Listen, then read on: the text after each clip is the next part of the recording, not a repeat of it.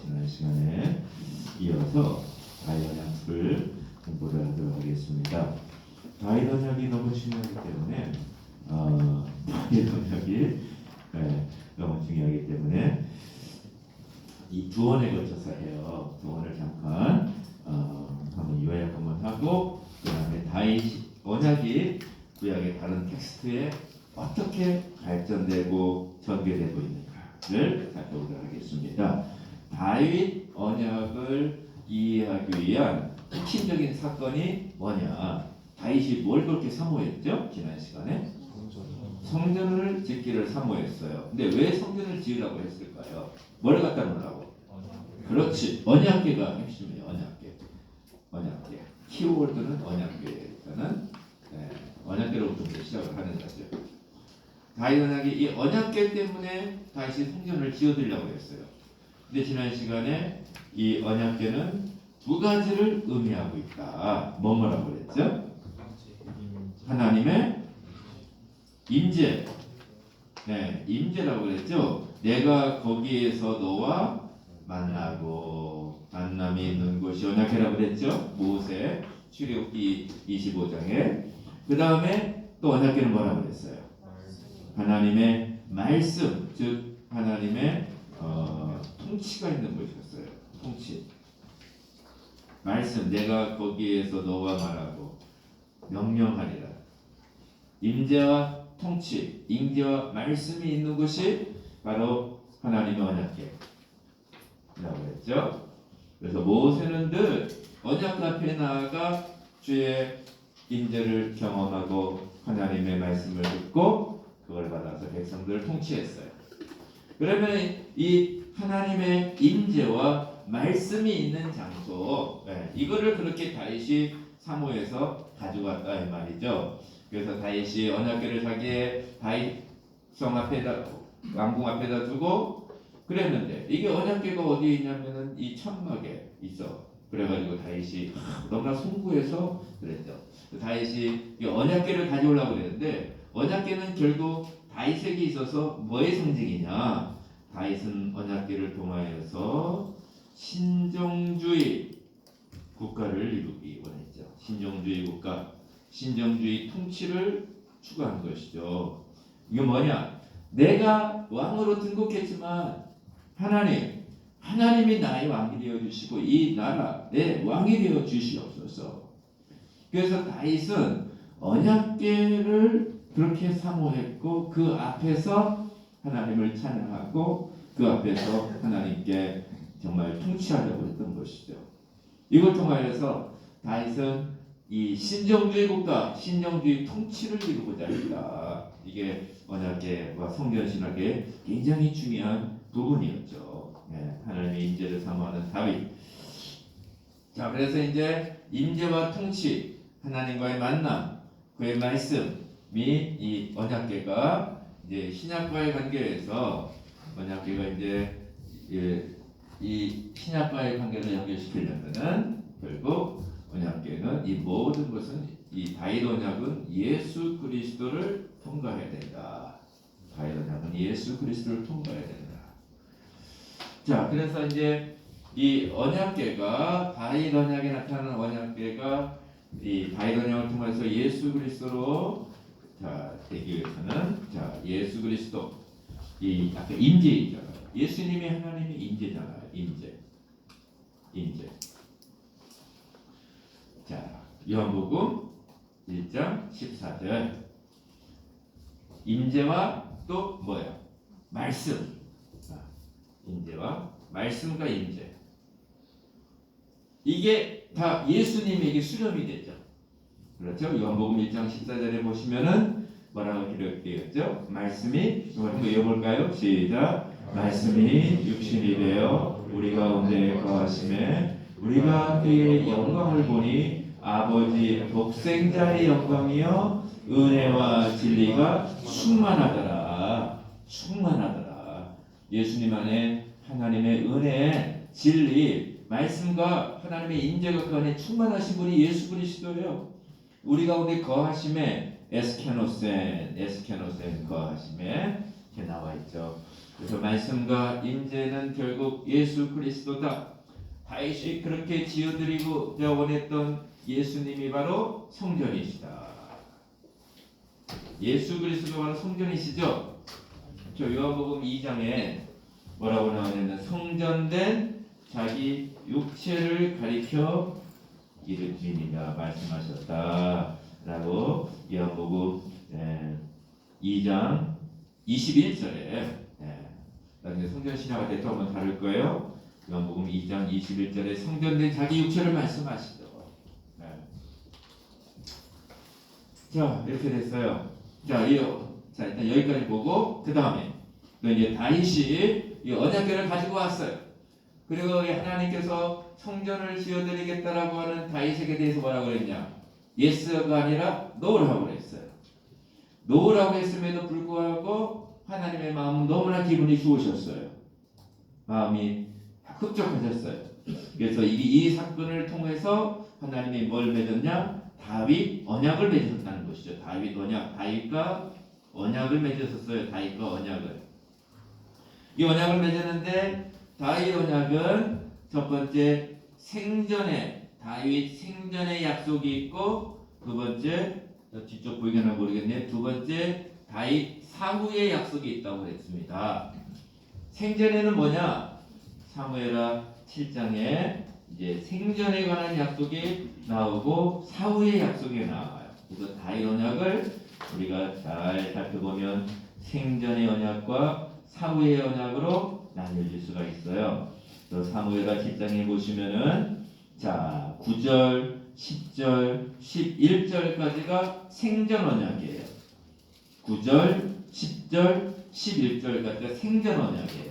이 생전 언약에 들어가는 내용이 뭐다? 내가 너와 함께 있어. 함께. with. 다른 말로 말하면 임마누엘의 약속을 주신 것이죠. 함께 있어. 이게 몇 절이 있냐면은 9절이죠. 내가 너와 함께 있겠다. 그 다음에 또 다윗 언약에 어떤 내용이 들어가냐? 위대한 자들의 이름같이 내 이름을 위대하게 만들어주겠다. 쉔. 이 두 번째가 이름에 관한 내용. 이름을 위대하게 만들어주겠다. 이거 마치 누구에게 하신 말씀이라고요? 아브라함에게 하셨던 말씀이에요. 아브라함, 내가 너의 이름을 창성하게 위대하게 만들어주겠다. 창세기 12장 1절 2절 그게 나오죠? 네. 그래서 다윗에게도 동일하게 아브라함에게도 했던 그 언약을 다윗에게도 함께 또 다윗의 이름도 위대하게 만들어주겠다라고 약속을 주셨고요. 그 다음에 10절 보시면은 하나님께서 다윗에게 내가 한 곳에 거주하게 하고 그 거주하는 곳에서 너를 11절 보호하고 안식을 주겠다. 그래서 다윗이 한 곳에 거주하고 거기에서 보호하심과 그 다음에 안식을 주시겠다.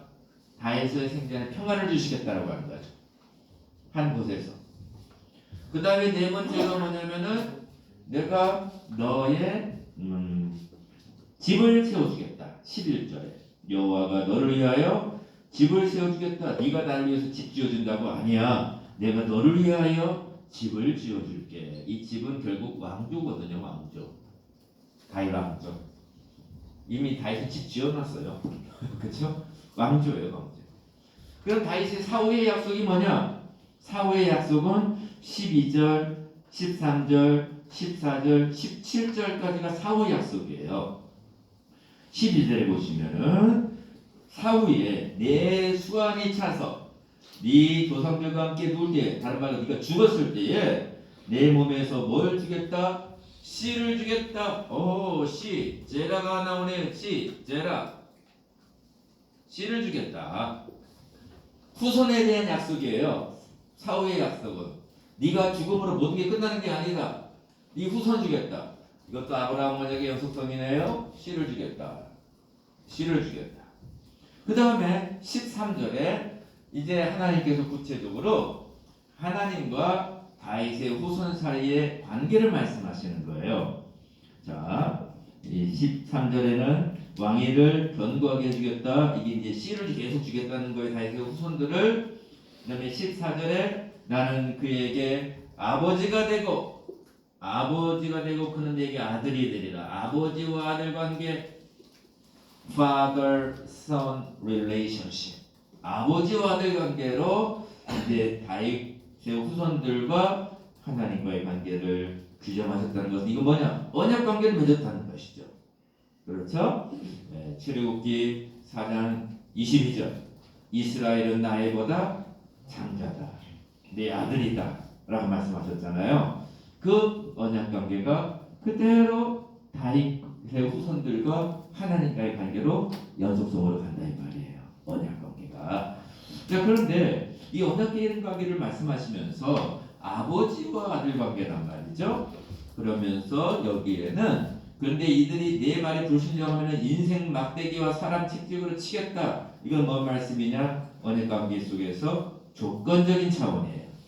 언약의 조건적인 차원, 조건성을 말하고 있어요. 인생 막대기와 사람 채찍으로 너를 치겠다라고 하는 언약의 조건성. 그런데 이렇게 조건성을 말하면서 또 약간 역설적으로 15, 16, 17절에는 그러나 사울에게서 은총을 빼앗은 것처럼 그에게 빼앗기진 않겠다. 그러면서 내 집과 내 나라가 내 앞에서 영원히 보존되고, 영원히 보존되고, 이 영원히 보존되겠다라고 하는 말씀을 주시는 거예요. 영원히 보존되겠다. 영원히 견고하겠다. 이건 뭐예요? 무조건적이에요. 무조건적.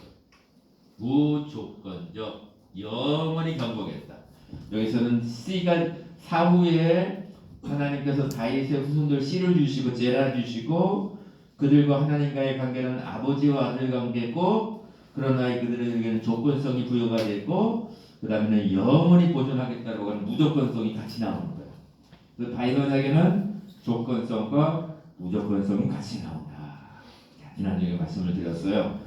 자, 그럼 이제 여기에서 예수 그리스도, 자, 이제 다윗의 후손으로 오신 분이 누구예요? 예수님이 이제 이 모든 것들이 다 통치하시죠. 예수 그리스도께서 누구예요? 다윗의 자손이에요.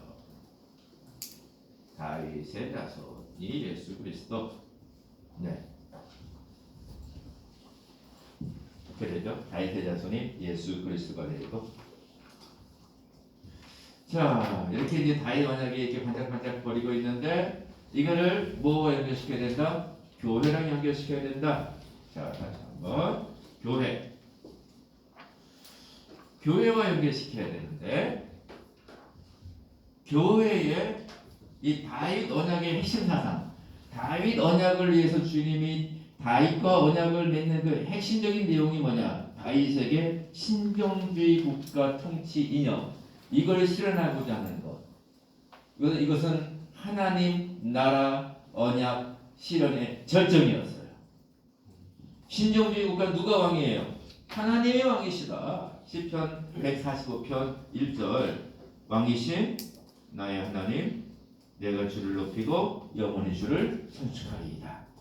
145편 1절 하나님께서 멜렉 킹이 되신다 라고 하는 이 사상인데 이 다윗 언약을 교회론적으로 적용을 시켜야 돼.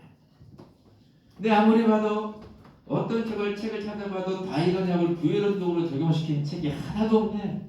학자들 가운데에서. 왜 모든 언약을 이렇게 교회론적으로 연결시킨 사람이 거의 없어요. 한번 있으면 저기 소개시켜 주시면 제가 가서 배우려고. 거의 없어요. 근데 제가 이제 내년쯤에 한번 안식년을 한번 가지려고 한 학기 정도. 그래가지고 언약 신학 책을 제가 지금 여러 강의 내용 있잖아요. 책으로 풀려고 해요. 책으로. 이거 풀면 한 500페이지 정도 나올 거예요. 500페이지. 교회론적으로 풀어야 되는데 제가 이거 가지고 고민을 많이 했어요. 천언약 교회론적으로 가능해요. 성전신학. 노아 언약은 제가 때 했지.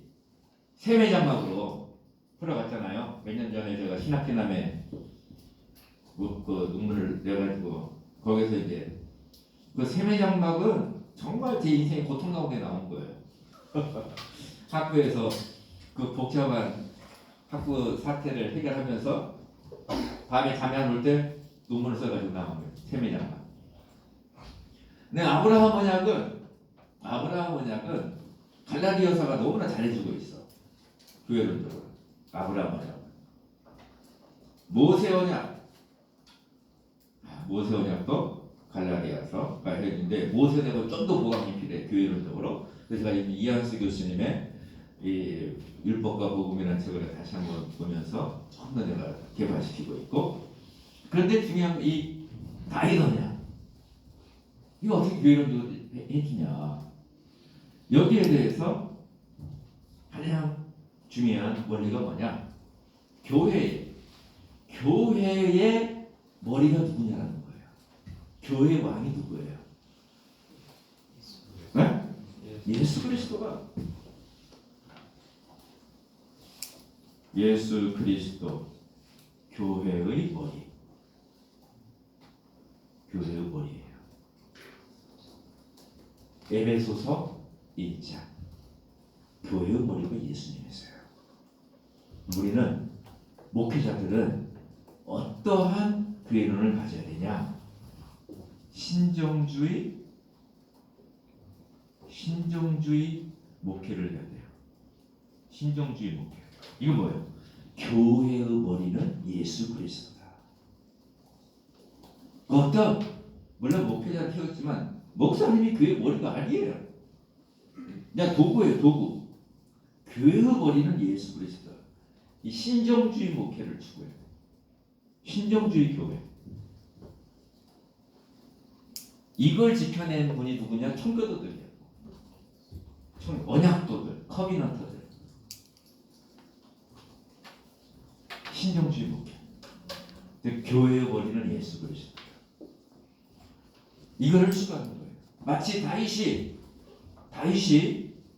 역대기에, 자, 이걸 이렇게 이 다윗 언약을 교회론으로, 자, 다윗 언약을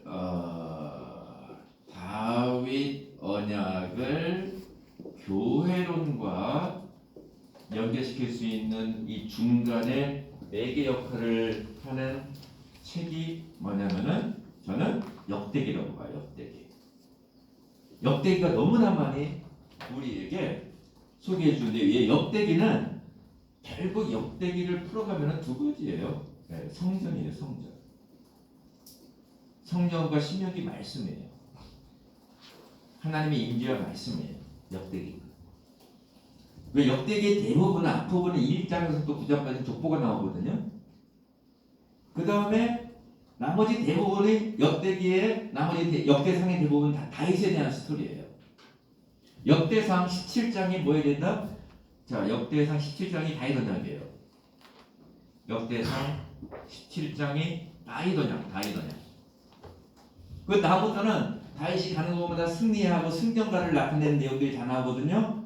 그 다음에 이제 반차대로 레위 사람 조직하고 선발대 찬양대 조직하고, 그 다음에 성전 건축 준비하고, 그 다음에 이제 하나님 앞에 유언하는 게 다윗 언약 그 내용이에요. 근데 이 모든 내용 가운데서 핵심이 다 뭘로 가냐? 성전으로 가는 거예요. 그래서 역대하 1장부터 9장까지는 솔로몬 성전이거든요. 대부분의 내용이 성전에 집중되어 있어요.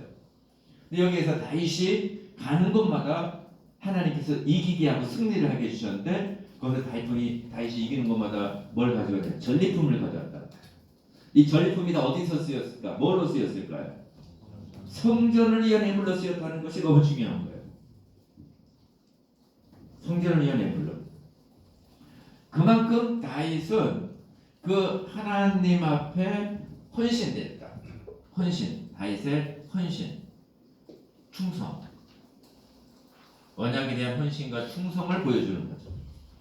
이거를 저는 교회랑 연결시켜야 된다고 봐요. 그래서 오늘날 우리 시대는 어떤 시대를 만들어내냐? 다윗처럼 철치 제너레이션을 만들어야 돼요. 교회를 살아가는 세대들을 키워놔야 돼. 철치 제너레이션. 저와 여러분이 신학교에 올 수 있던 이유는 다 교회에서 은혜를 받았어요. 수련회 가서 주님 만나고. 그렇죠? 근데 이 교회가 약해지면 안 돼. 특별히 우리 전도사님들 합동체육교단에서 신학을 공부하고 하시는 분들은 교회론이 아주 정확해야 돼. 교회론. 그리고 교회를 사랑해야 돼. 교회에 헌신해야 돼. 이게 우리 주의 종들의 가장 기본이에요. 그런데 저는 이 모든 교회를 향한 헌신과 충성을 다윗이 성전을 향한 열정으로 보자 라고 하는 것이죠. 그러면은 교수님 그 건물 성전이랑 오늘 어떻게 연결됩니까? 그게 있잖아요. 이제 불신학적으로 봐야 되는데, 제가 운명 교수님이랑 이거 대화를 하면서 교제를 하면서 불신학에서 세 가지예요. 개인 성전이 있고, 지역 교회가 있고, 보편 교회가 있어요.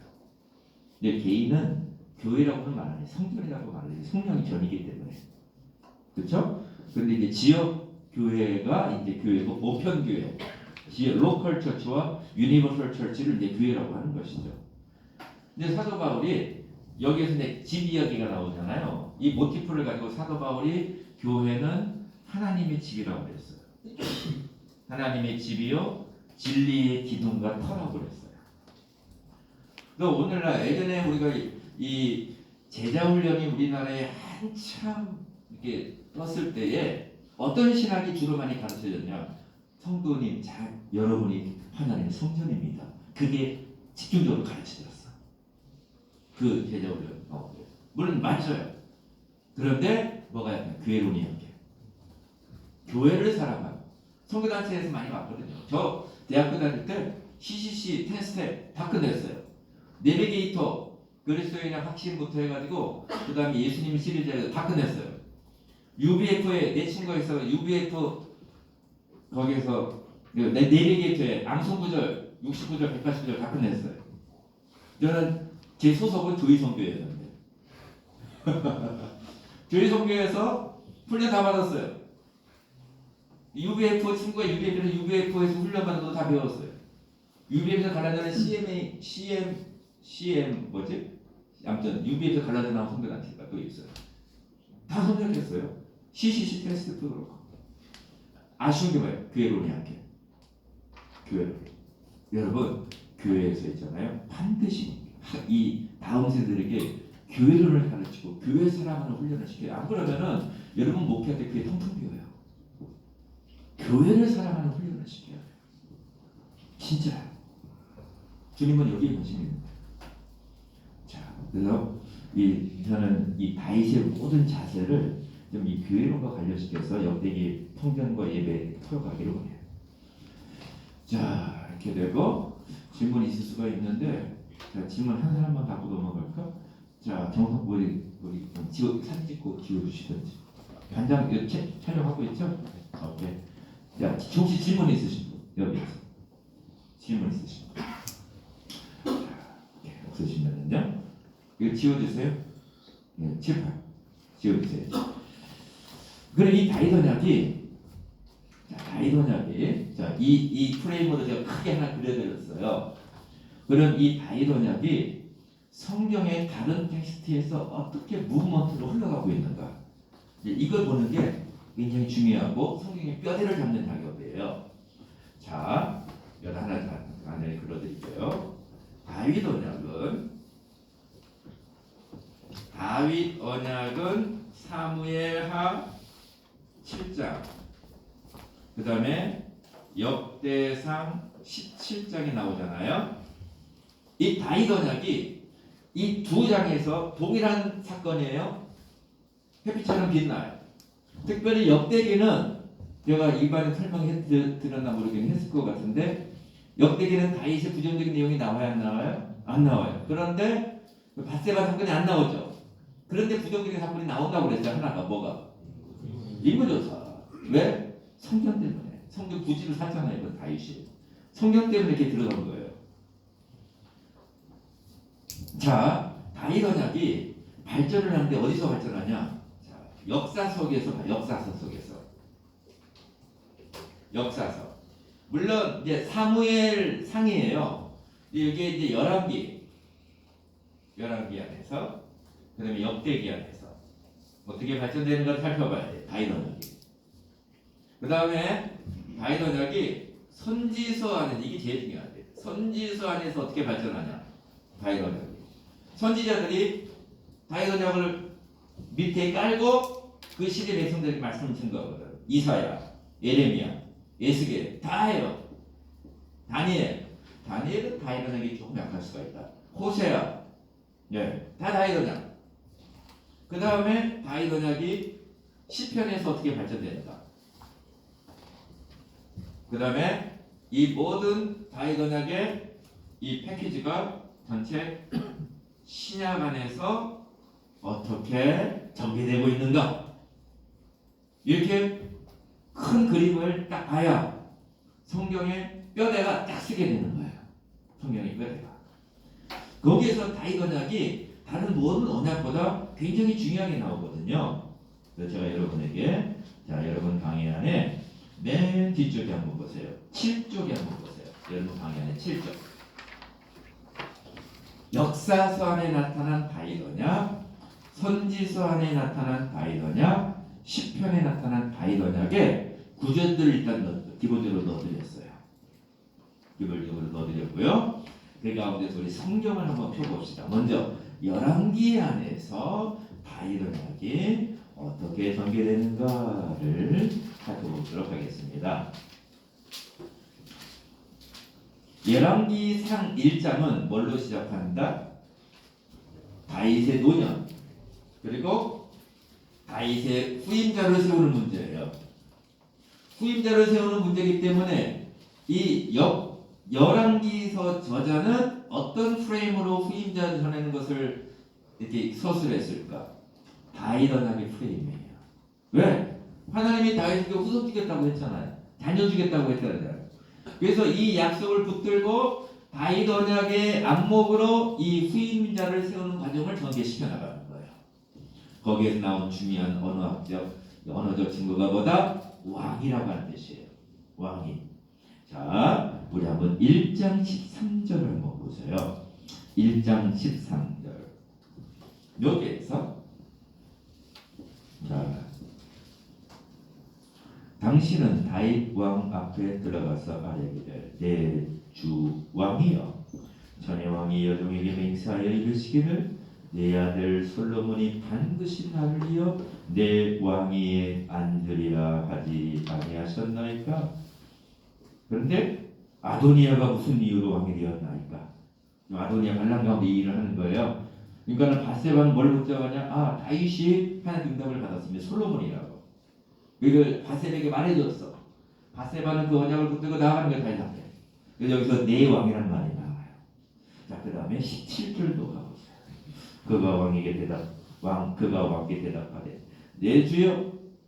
또 밧세바가 왕의 전에 왕의 하나님 여호와를 연역이 두 번이나 반복하네. 어떤지요? 네 아들 솔로몬이 반드시 나를 이어 내 왕에다가 빗줄고 넣으시고 내 왕이 및 24절에도 이르되 내 주 왕께서 이르시기를 아도니아가 나를 이어 왕이 되어 내 왕을 하리라 하셨나이까?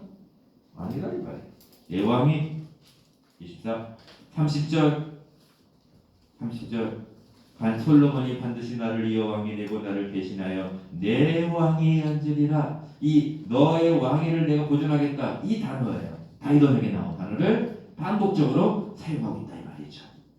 35절에도 또 보세요. 다시 읽어보세요 여러분. 13절, 17절, 24절, 30절, 35절에 내 왕위가 있어요. 그를 따라 올라가라 그가 와서 내 왕위에 앉아 나를 대신하여 왕이 되리라. 그 다음에 48절 여호와께서 오늘 내 왕위에 앉을 자를 주사. 왕위가 굉장히 중요합니다. 왜? 다윗 언약이 이루어져가는 중요한 순간이기 때문에. 그 다음에요 2장 2절 3절 4절은 다윗의 유언이에요. 유언을 누구에게 합니까? 솔로몬에게 해요. 솔로몬에게 유언을 할 때에 다윗의 마음 가운데는 그의 언약을 붙들고 솔로몬에게 주는 거예요. 언약을 붙들고. 자, 우리 한번 읽어주실래요? 2장 자 2절 3절 4절 한번 읽어보세요. 대장부처럼 한번 읽어도 큰 소리. 내가 이제 세상 모든 사람이 가는 길로 가게 되었노니 너는 힘써 대장부가 되고 내 하나님 여호와의 명령을 지켜 그 길로 행하여 그 법률과 계명과 율례와 증거를 모세의 율법에 기록된 대로 지키라. 그리하면 내가 무엇을 하든지 어디로 가든지 형통할지라. 여호와께서 내 일에 대하여 말씀하시기를 만일 내 자손들이 그들의 길을 삼가 마음을 다하고 성품을 다하여 진실히 내 앞에서 행하면 이스라엘 왕위에 오를 사람이 내게서 끊어지지 아니하리라 하신 말씀을 확실히 이루게 하시리라. 아멘. 유언이거든요. 다윗 언약을 붙들고 한 거예요. 순종을 한 거예요. 그렇죠? 그대로 솔로몬에게 전수합니다. 솔로몬이 그대로 전수합니다.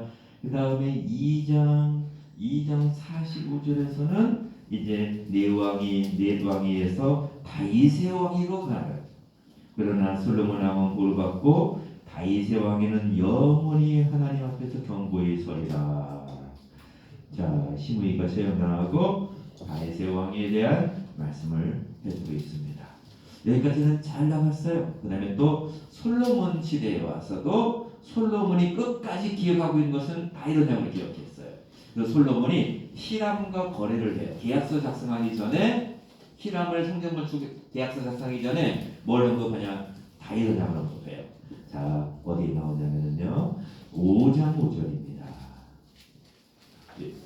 열왕기상 5장 5절에 솔로몬이 성전 건축을 준비할 때에 자, 히람과 같이 대화를 나눌 때 5장 5절에 5장 2절에 여호와께서 내 아버지 다윗에게 하신 말씀에 내가 너를 이어 내 자리에 오르게 할 내 아들 그가 내 이름을 위하여 성전을 건축하려 하신 대로 네 하나님 여호와의 이름을 위하여 성전을 건축하였느니라. 여기에서도 5장 5절에서 다윗 언약을 통하여서 내 아버지 다윗에게 하신 말씀, 이게 다윗 언약이거든요. 이걸 언급하면서 둘이 계약을 했습니다. 그 다음에 8장을 가봅시다. 열왕기상 8장에는 뭐가 나타나느냐? 열왕기상 8장은 다윗 언약궤에 근거하여 언약궤를 드디어 성전으로 결합시키는 작업이 나와요. 언약궤를 성전으로 가져와. 그리고 난 다음에 자 8장 16절에서부터 22절까지 해서 무슨 내용이 나오냐? 다윗 언약을 다시 한번 리스테이트 해야 돼요. 다시 한번 재진술해요. 다윗 언약을. 자, 그래서 여기에서 18절과 19절이 특별히 이거는 역대상 17장에 나타난 다윗 언약 텍스트에서 그대로 가져왔어요. 우리 18절 19절 읽어보겠습니다. 다 같이요. 시작. 여호와께서 내 아버지 다윗에게 이르시되 내가 내 이름을 위하여 성전을 건축할 마음이 있으니 이 마음이 내게 있는 것이 좋도다. 그러나 너는 그 성전을 건축하지 못할 것이요 내 몸에서 나올 내 아들 그가 네 이름을 위하여 성전을 건축하리라 하시더니. 아멘. 이게 열왕기 17 역대상 17장에 나타난 다윗 언약 텍스트에서 그대로 가져왔어요. 역대상 9장으로 가보겠습니다.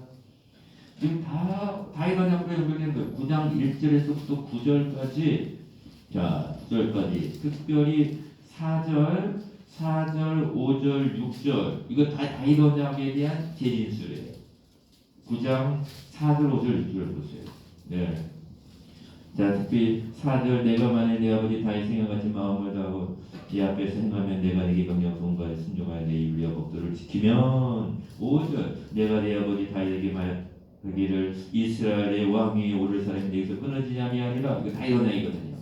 이걸 그대로 솔로몬에게 또 다시 해주는 거예요.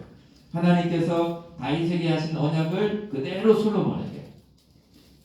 이게 여호와께서 성전 봉헌식 후에 솔로몬에게 나타나서 다윗 언약을 또 한 번 해주시는 거예요. 마치 아브라함과 이삭과 야곱에게 계속 반복해서 해주셨듯이 다윗에게 하신 말씀을 솔로몬에게 또 다시 재진술. 다윗 언약의 재진술이에요. 네, 이렇게 잘 나갔어요. 그런데 이제 좀 쇼킹한 내용이 나와. 11장에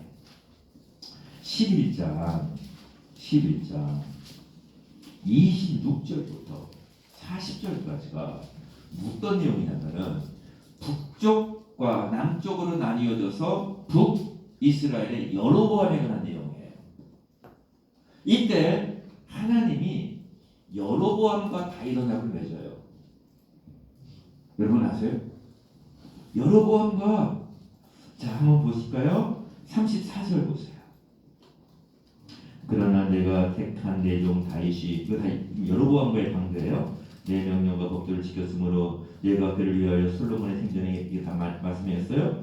그런데 35절에 내가 그의 아들의 손에서 나라를 빼앗아 그 열지파를 내게 줄 것이요. 누구? 여로보암이에요. 36절 그의 아들에게는 내가 한 지파를 주고 여로보암. 거기서 이름을 주고자 자 택한 성읍 예루살렘에서 내 종 다윗이 항상 내 앞에 등불을 가지고 있게 하리라. 38절 내가 만일 내가 명령한 모든 일을 순종하고 내 길에 행하며 내 눈에 합당한 일을 행하며 내 종 다윗과 같이 내 율례와 지키면 내가 너와 함께 있어 다윗을 세움같이 널 위하여 세우고 견고하게 세우고 이스라엘을 내게 주리라. 완전히 다윗 언약이에요. 이름 이야기 나오지. 견고하게 하기 때문에 나오지. 다윗 언약을 누구가 맺는다? 여로보암에게 맺어요. 이게 샤킹한 부분이에요. 여기에서 언약의 당사자가 다윗 언약의 당사자가 바뀔 수 있다라고 하는 길을 열어줘요. 여기에서 다윗의 라인으로 약속해 주셨는데 다윗의 라인에 이 르호보암 시대에 불순종하니까는 이게 위로 올라가는 거예요. 다윗 언약이. 이게 아주 샤킹한 부분입니다. 자 이후에 이제 그러면은 다윗 언약이 유다가 멸망할 때 북쪽 이스라엘 멸망하고 유다가 멸망할 때 다윗 언약은 어떻게 되냐? 완전히 사라지냐? 그렇지 않아요. 하나님이 등불을 남겨주십니다. 불을 끄지 않습니다. 이게 열왕기하 25장. 열왕기하는 뭘까요? 마지막이에요. 열왕기하 25장. 그러면 다윗 언약이 꺼지지 않고 등불을 주겠다라고 하는 약속이 어디에서 성취가 되냐? 처음 성취가 바로 열왕기하 25장 27절에서부터 30절까지가 어떤 사건이냐면요. 여호야긴이 사로잡혔다가 느부갓네살 후임으로 온 바벨론 왕 에월 모로닥이 즉위할 때에 누굴 풀어주냐? 여호야긴을 풀어주는 거예요. 여호야긴을 풀어줘요. 그래서 5계서 나줍니다. 27절, 28절 그의 지위를 바벨론으로 함께 있는 모든 왕의 지위보다 높이고 죄수의 의복을 벗기고 왕 앞에 양식을 먹게 하고 30절 쓸 것을 날마다 왕에서 받아 종신토록 끊이지 않았다. 이것은 뭐예요? 다윗 언약의 영맥을 유지해 주는 거예요. 등불을 끄지 않는 다윗 언약의 성취가 여기에서 일어나는 거예요. 유다, 예, 다이너스티. 자, 그러면 이게 이제 멸망할 때거든요. 그럼 포로기에 가서는 이게 어떻게 연결될까? 이 등불이 포로기에 가서 포로 후기에 가서 이 등불이 어떻게 연결될까? 다 끊어졌어요 이제. 이 포로기에 가서는 수룹바벨로 연결되겠죠. 우리 학개서로 한번 가봅시다. 자, 학개서 이제 선지서로 넘어가 봅시다. 선지서로 넘어갔다가 학개서. 자, 이거 중요한 거 학개서가랴 말라기. 학개서 1장 1절. 1장 1절 이제 누가 읽어볼까? 여기에서 전사님 한 번씩 읽어봅시다. 자, 찾아 놓으시고요. 자, 이경임 전도사님. 다리오 왕 제2년 6째 달 곧 그 달 초하루에 여호와의 말씀이 선지자 학개로 말미암아 스알디엘의 아들 유다 총독 스룹바벨과 여호사닥의 아들 대제사장 여호수아에게 임합니다. 네, 그러면서 또 한 번 읽어주세요. 2장 21절, 22절, 23절인데요. 23절만 다 밑줄 그어놓고 2장 21, 22, 23절, 23절을 다 밑줄 그어놓고 전사님은 23절만 읽어주세요.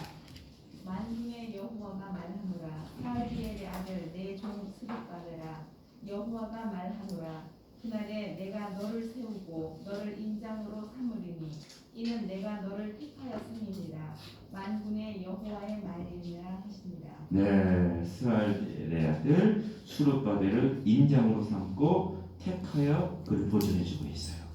다윗 언약의 명맥이 유지가 되는 거예요. 여기에서 그 이외에도 여러분 강의 안에 선지서 안에 나타난 다윗 언약 아모스, 호세아, 미가, 이사야 예레미야, 에스겔, 학개스가요.